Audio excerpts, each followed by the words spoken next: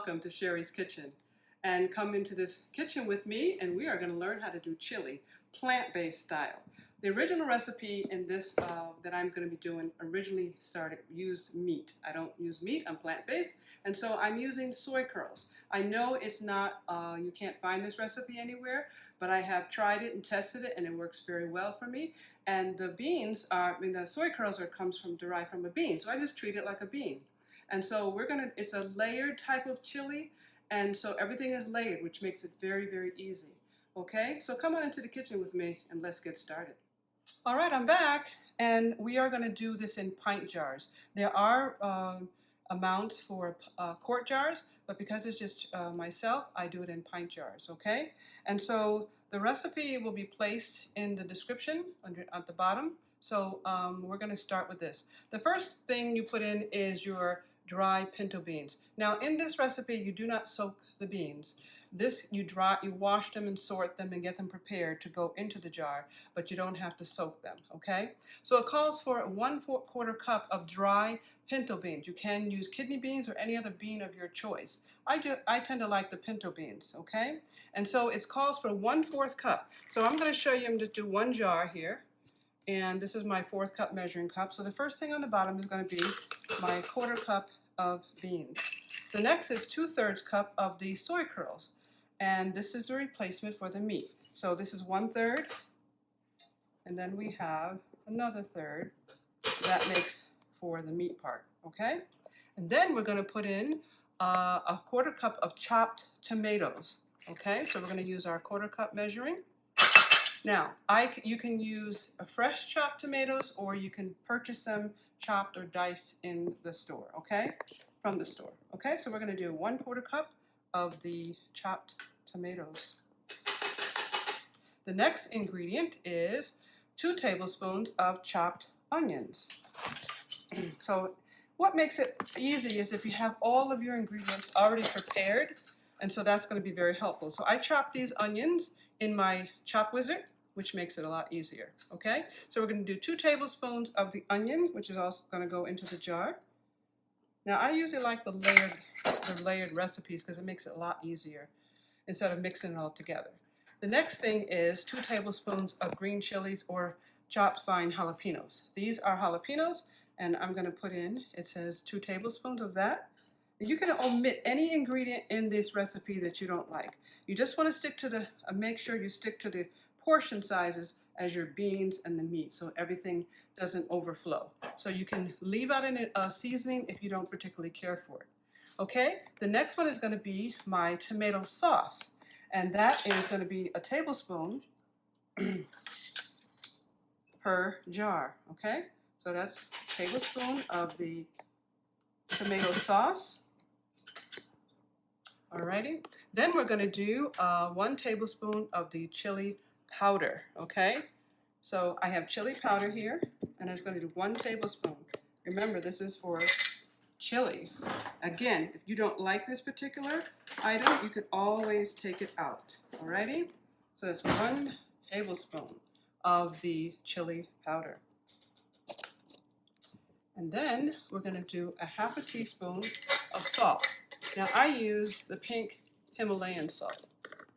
And so my goal today is to do 20 pints in my pressure canner, because that's what you have to do it on your pressure canning this, okay? So I said salt, a 1/2 teaspoon of salt.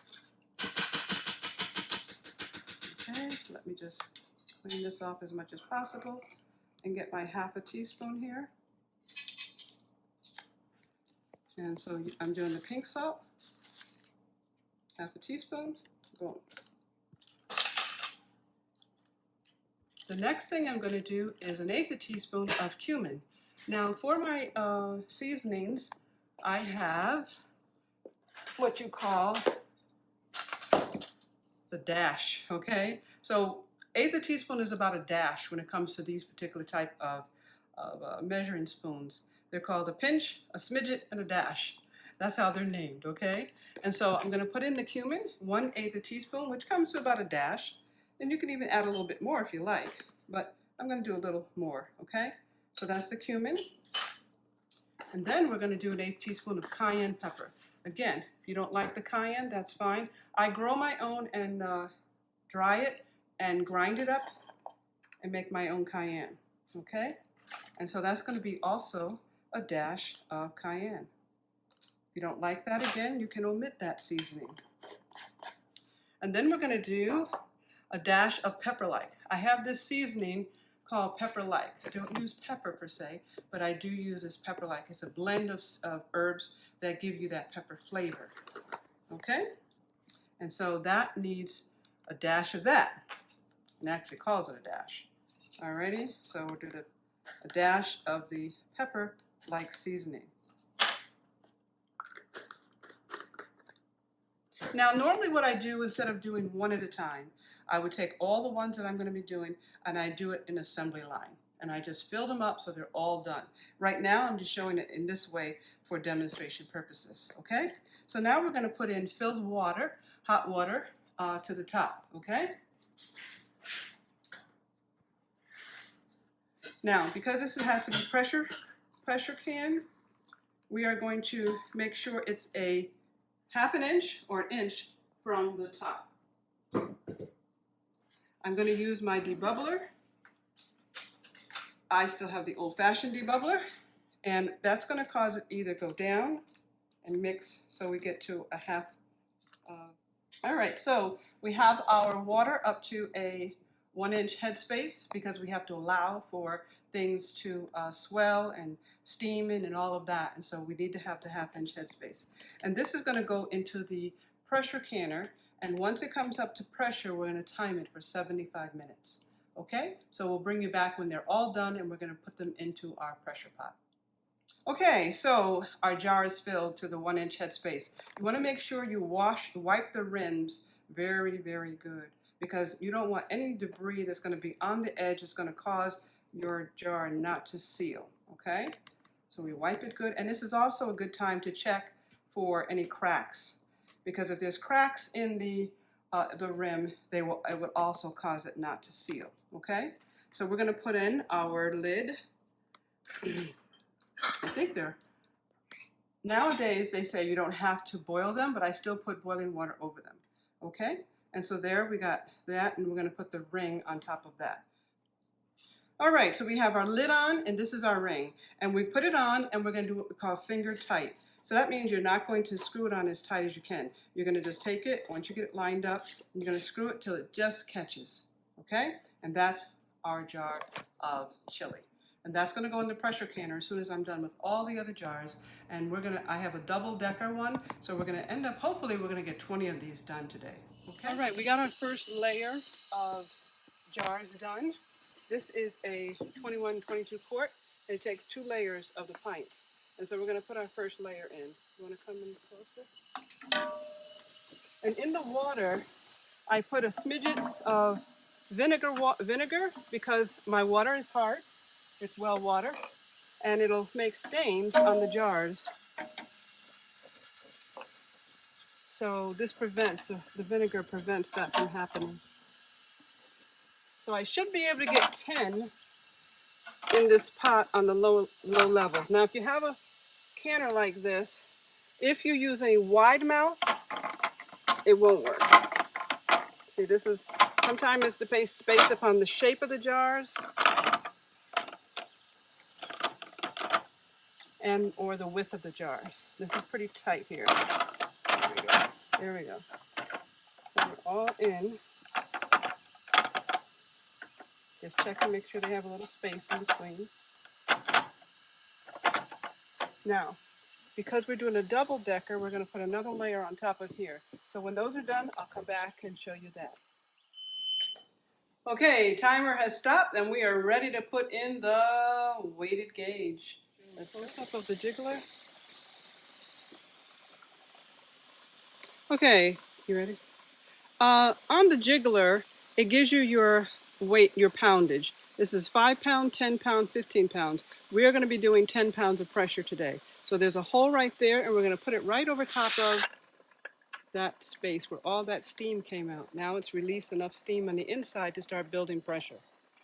And so all these handles are going to get tight, and it's going to start jiggling. Once it starts jiggling, then we're going to time it for 75 minutes. Now, if it jiggles too fast, we're going to have to turn it down real low and keep it at a steady but not powerful jiggle. Hi everyone, we are back. We are finished. We have 20 pints of the chili with the beans, and so far looks like 2 of them didn't seal, but all the rest of them have sealed.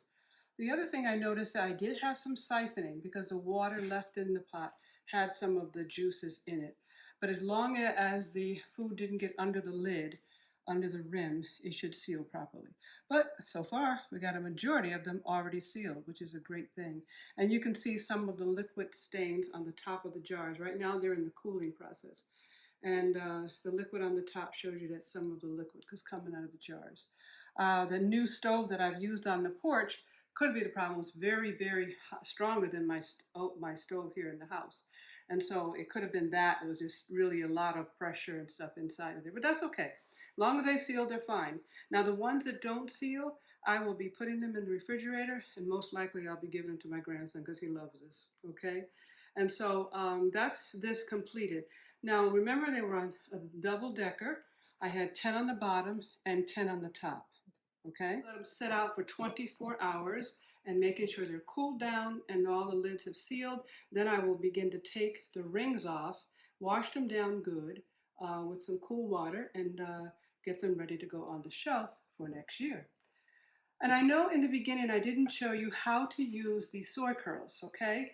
So here's a picture I'm going to show up here on the corner of these soy curls, okay? Now they are a dehydrated food and they're from the soybean, but they're from the whole soybean. That's why I don't mind using them. They're not like TVP, okay?